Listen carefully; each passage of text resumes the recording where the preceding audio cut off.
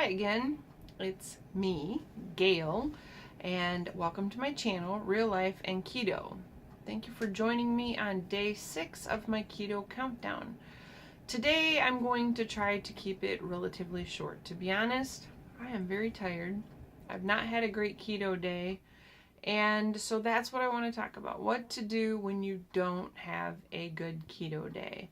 And first of all, a lot of things can cause us to not stick with our plan, and that makes us human and not perfect, which again makes us human.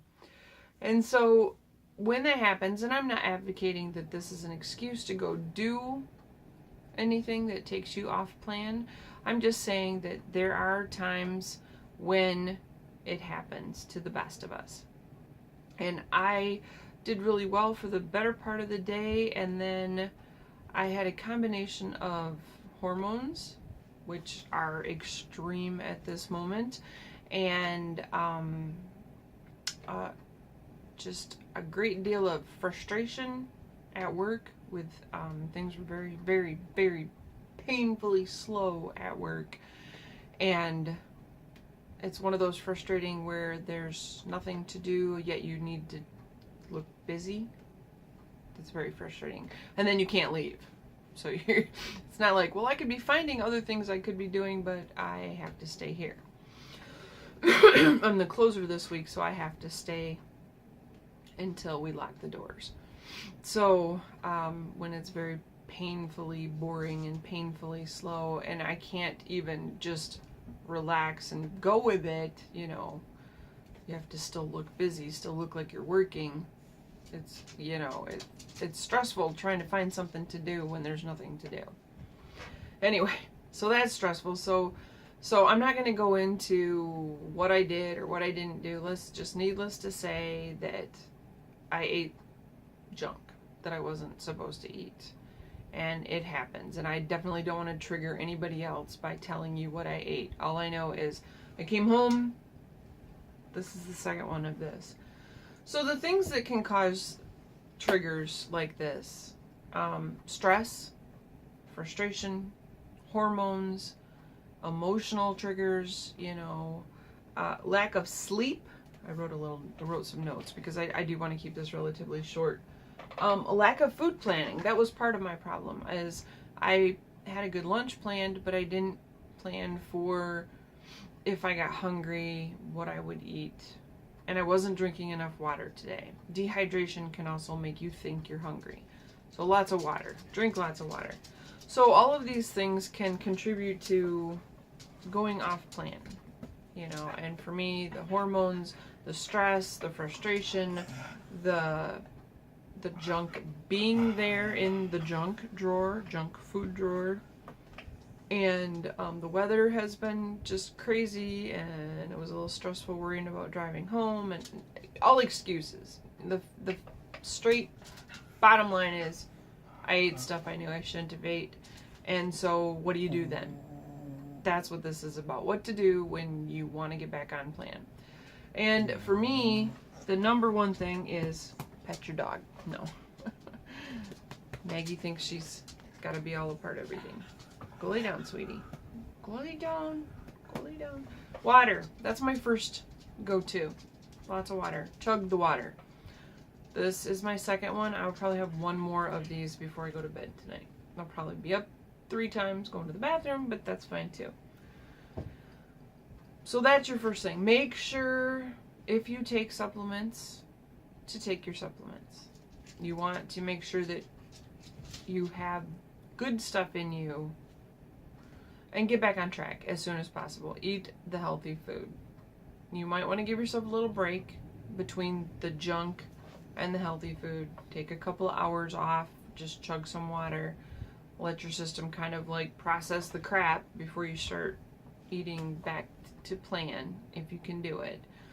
But the big thing is the water helps your body cope with stress. It helps it cope with everything. Your body needs the water to handle everything.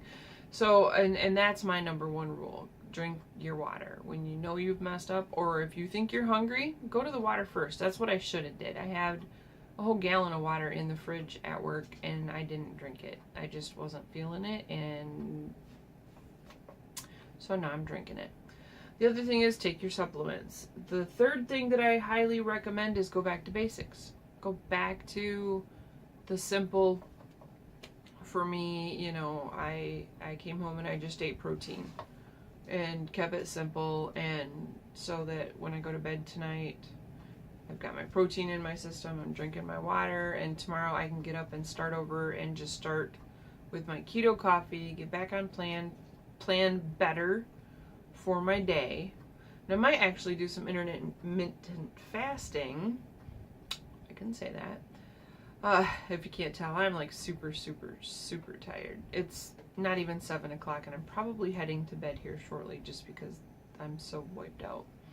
But, yeah, so I might do some intermittent fasting because I don't have to go to work until noon tomorrow because we have such a light patient load that I'm the closer. I don't have to be there until the last 4 hours of the day. So I might just not eat until later in the day. Maybe have my coffee just before I go into work, like maybe 11 or something. I don't know. We'll see what happens. And the fourth thing that I recommend, sleep. That's why I'm planning on going to bed here. Sleep, I have found, for me personally, and maybe this isn't true for everybody, but I believe I've read statistics that say that you are hungrier, or you think you're hungrier when you're tired. So if you're not getting enough sleep, it amps up your appetite. You know, and I've talked about this in previous videos. So I'm going to chug my water. I'm going to try to get to bed early and try to get some sleep. And because I don't have to go to work early in the morning, I can sleep until I don't want to sleep anymore. So that should be good, and that should help me get kind of over the hormonal hump. It'll help me cope with just everything. Sleep is your friend. If you can do it, do it. And normally I don't have a problem with that, but this time of the month I'm just more tired than normal. And the fifth thing that I recommend when you are getting back on track, forgive yourself, learn from your mistakes, and move on. Let it go. Don't dwell on it. Don't beat yourself up. Look at what happened. Try to figure out why it happened. Try to figure out what you can do better the next time. And if you're like me, sometimes it just happens. It just happens. And I am going to tell you that it has happened on a fairly monthly basis, pretty much, I can tell you. And I still lost 70 pounds. The key is to just get back on track, forgive yourself, try to watch for your triggers so that maybe the next time you'll do better.